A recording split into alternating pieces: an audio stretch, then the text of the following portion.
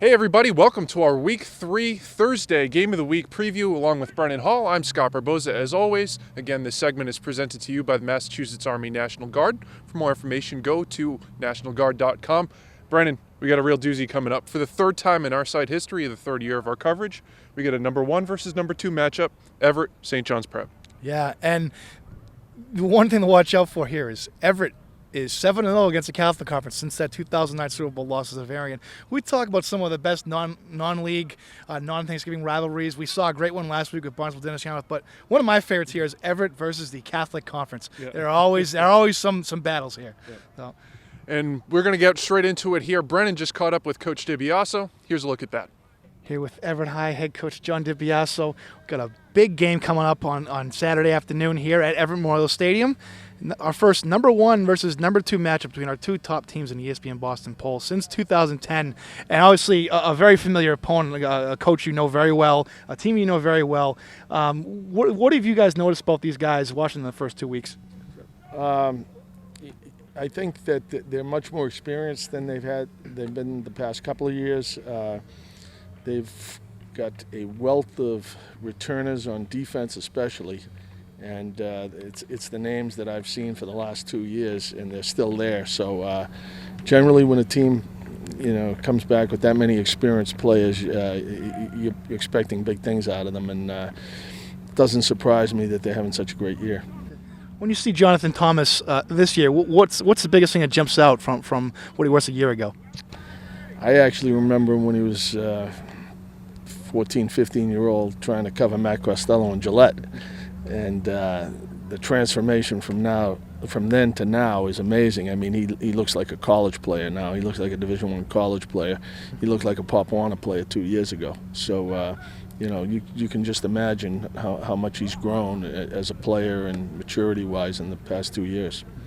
Let's talk about you guys. You've been playing the first 2 weeks with essentially your third-string quarterback here in Gilly, deSouza. Guy's done so many good things for you over a number of years. You get 2 excellent receivers there in Jakari Washington and Jalen Felix. Both guys have kind of alternated, breaking the game open. What are the biggest strides you think you guys have made so far? Well, Gilly is a gamer. If we asked him to play running back, he could do that. If we asked him to play wide receiver or quarterback, wherever we put him, I'm confident that he's going to perform well. And he's a leader, natural leader on the field and off the field. He's just kind of brought the team together. He's the glue that holds everything together. And our offensive line is pretty good this year. We've got some good skilled guys. We needed that person to kind of bring it all together, and Gilly's done that. And what about the way you guys have the offense? It's a unique. You've run some wildcat. You've put the guys in space a little bit. Just what are the things you've been trying to exploit with this group of skilled players? We're trying to do what works, Brendan. Whatever works, we'll try it. We're not going to be, inflexible and say that this is what we do and we have to do it this way. We're going to do what's best for the kids and try to put athletes in the best position to make plays. Will Gilly be playing quarterback on Saturday? Gilly will be playing quarterback. Jalen will be playing quarterback. Jakari will be playing quarterback. Lucas Dennis will be playing quarterback, and we might have a few others. Really? What about Kenny Collage? Will he be playing? It looks very good. He might be playing quarterback as well. Well, there you have it. And what are your biggest keys to victory for Saturday? As in any big game, I'm sure Coach O'Leary will tell you the same thing, penalties and turnovers. No penalties, no turnovers, you got a shot. Thanks very much to Coach deBiaso for joining Brennan here. Brennan, all right, let's get right into it. Let's look at this prep defense that we've heard so much about here, obviously, in the early going. A lot of athletes, a lot of different positions here. How is this Everett offense going to try to attack them?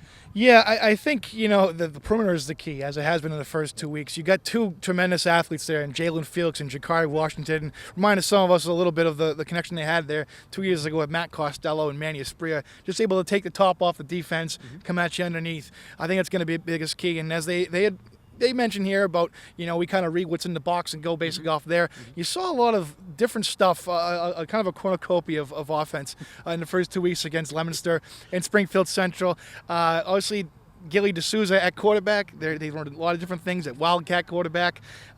Just kind of really just getting everybody in space and with that offensive line, they can buy a lot of time, especially when you run it behind John Montellis, who is one of the better prospects in New England, a lineman going to Notre Dame. But as we mentioned about the quarterback situation, you just heard debiaso. Yep. Everybody on that offense is apparently the quarterback. So I don't know what to think going into the weekend, but it's going to be a different feel. Just basically, I think the key for Tommy now is somehow neutralizing that speed. But I don't know how they're going to do it. I think the mantra we've picked up here today is really that it's all hands on decks with this offense for Everett. But talking about Gilly deSouza, talk about a kid that's really put into a pretty tough situation. Patrick Long, Lucas Dennis, the two projected, you could say, co-starters coming into the season. Then all of a sudden, head up to Leominster, and all of a sudden we got Gilly deSouza running through first-team offense. Yeah. What can we expect going forward with this team? I expect Gilly to do anything, really. He's been called upon. If he played nose guard tomorrow, I wouldn't be surprised. I mean, this is a kid who kicked for Everett in the Super Bowl as a freshman in 2009. This is a kid who plays free safety for them and delivered probably one of the best hits of the early season when he took out Jason Valera coming over the middle against Leominster. This is a kid who really, you put anything in front of him, and he's able to do it. It really just speaks to the kind of quality kind of Everett kids, Just it doesn't matter what the situation is. Whatever you want me to do, Coach, I'm going to do it 100%. I'm going to do it full speed. And you look at what he's done. I mean, the way they have the offense set up, I mean, his one of his first pass attempts ever as a quarterback 2 weeks ago against Leominster is a touchdown strike to Jakari Washington. Last week, 6 completions, 4 of them for touchdowns. Obviously, the skill guys that they have do a lot of the work there, but Gilly puts them right in the right place to succeed. So there you have it, and let's hear it from the jack of all trades and master of all, you could say, Gilly deSouza. Here with Gilly deSouza, man of many hats here at Everett High. But the hat you've been wearing most the first 2 weeks has been quarterback. One of your first throws of your career was a touchdown strike to Jakari Washington. Then last week, 6 completions, 4 of them for touchdowns. What has been the biggest key for you to your success so far at that position? The biggest success I have to say is, like the coaches just say, be confident. Everybody's going to make a mistake, but whatever you decide to go is just be confident with it. Lento and Coach Dib have been helping me big time during the week. We go over everything we need to know for the game. I'll go home, watch films with my father so I know what goes through the week on the other team, but just be confident whatever I do. Yeah. How intuitive has this offense been? You've been in this program for 4 years now, and I know it's a little bit of a different philosophy this year, but a lot of the same principles as far as spreading it out and exploiting the perimeter. I mean, Coach Dib, he likes to do the same stuff, go over the same stuff every year. We'll add some new stuff every year, but the principles stay the same. Whatever you have to do, if you get the linebackers inside, we're going to throw. If you have the linebackers outside, we're going to run it. Let's talk about this Wildcat. It seems like everyone's been playing quarterback these first 2 weeks, and how much do you guys like that? I mean, the Wildcat works fine. You have Jalen and Jakari in the backfield. If they get in space, that's good luck trying to make that tackle or any of them two. So it's been working for us, but we just got to work with it every day, see how it goes out. Now, defensively, you're a safety, and what sticks out most to you about St. John's Prep when you see these guys out in film? You look at they have great athletes. Also, you see Jonathan Thomas, Alex Moore, Gerald Kahari. I played Gerald my whole life. He's a great athlete. You can't take anything away from him.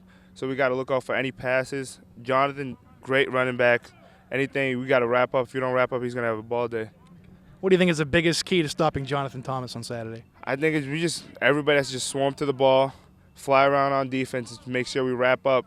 Nothing loose, no dumb mistakes. Everybody just do their assignment. And from your end, what are the biggest keys to be taken care of on Saturday for you guys?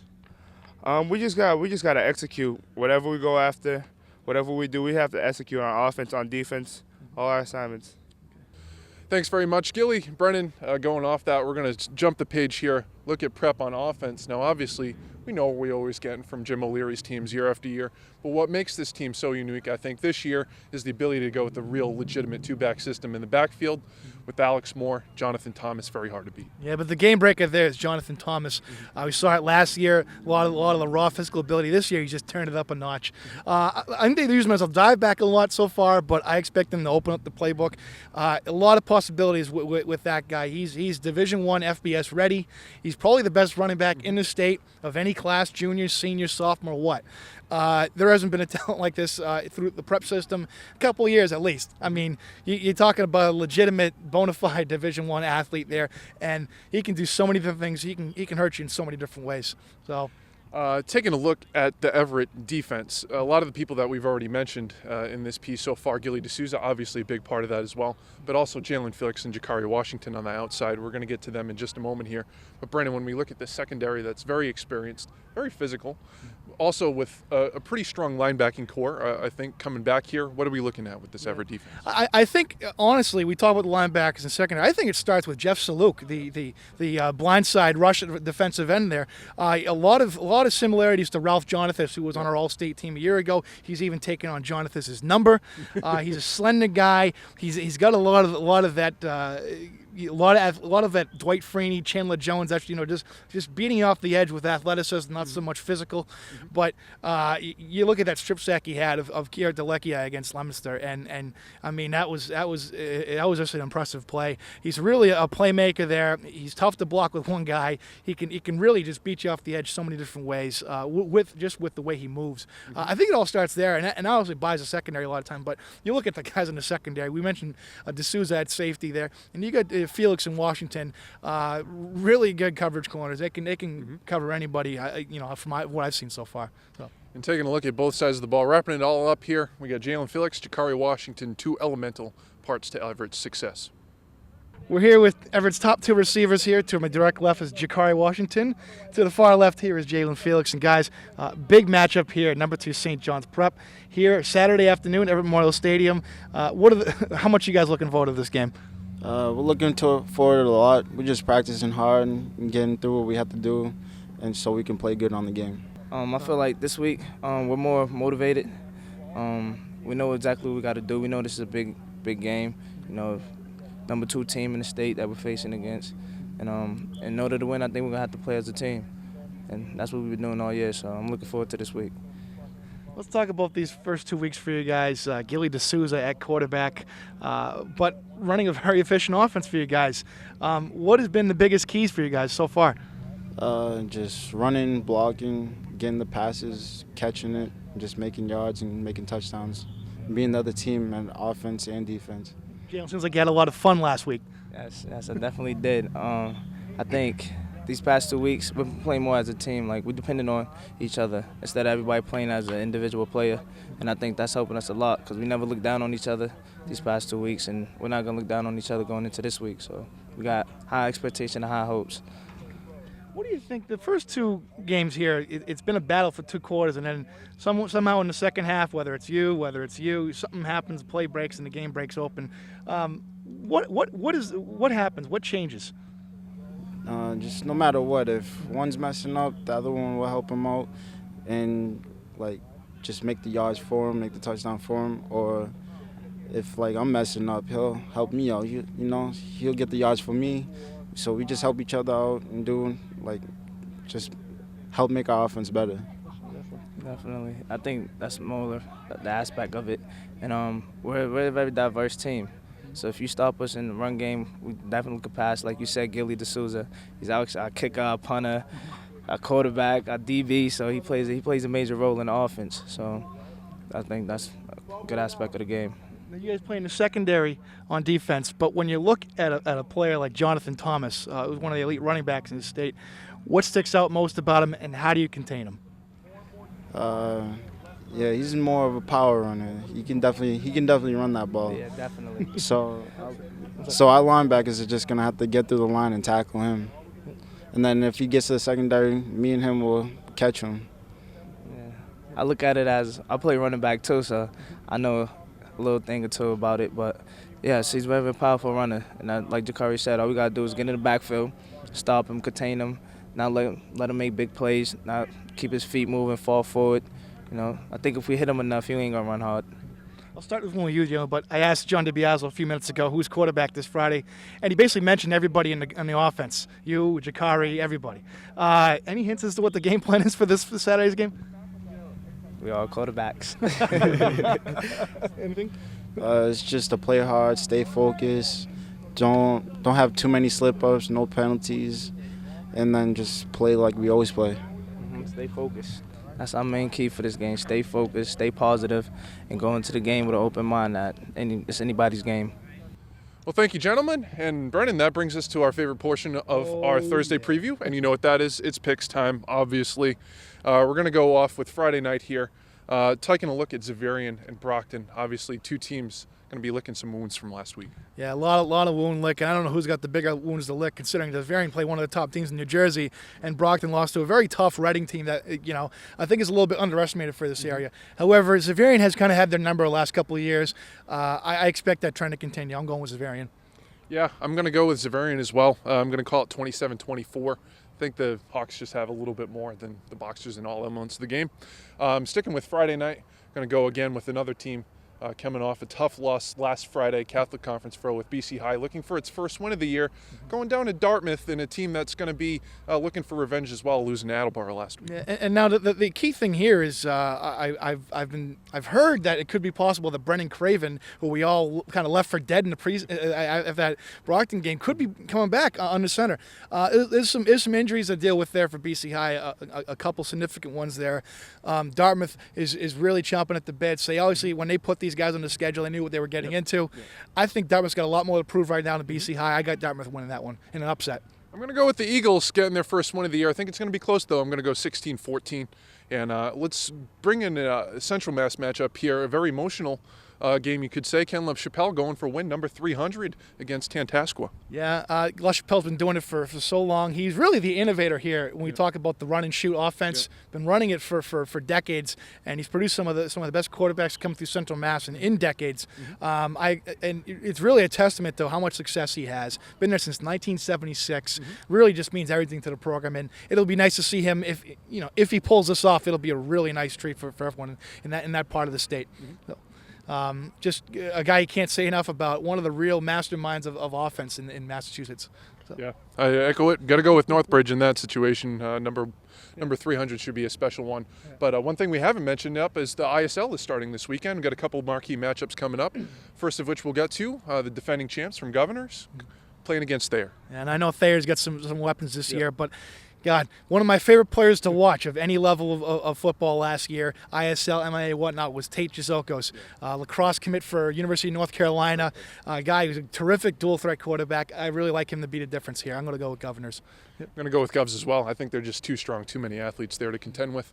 And then, of course, it ain't week one in the ISL if you don't have BB&N and Power Football and Belmont Hill with a new-look Belmont Hill team with a new coach. Yeah, and I think that's a big factor. How they transition after Kevin Fleming, such a consistent program for a long time in that league. And BB&N, they get some athletes, and they always have some Division I athletes. And this year, Brendan O'Neill, the tight end committed to Wake Forest, is the focal point there. But you gotta like BB&N in this one, especially after last year, the way things went down. And revenge is on their mind. I think BB&N wins this one. Looks like the weather's not going to be quite like it was last year, though. That game was a slugfest. Oh, yeah. I look for more of the same, but I'm going to go with BB&N as well. And then we'll wrap it up back here where we started. Everett, Prep, Brennan, what's the pick? I think it's going to be closer than it was last year. I think Prep has a lot more to prove than they did last year. However, it's easier said than done when you're talking about game plans and drawing up how to neutralize these weapons. I just think Everett, once again, just has too many in the tank, and Everett improves to 8-0 against the Catholic Conference since 2009. I'm going to go with Everett as well. I really like this Prep defense. We've talked about it all through the preseason, the early season here. I really like this Eagles defense. With that still said, I think the Everett offense finds a way to get 30 points on the board. I'm going to go 30-23 with Everett. Brennan, got anything else to add? Let's roll. No sleep till Gillette.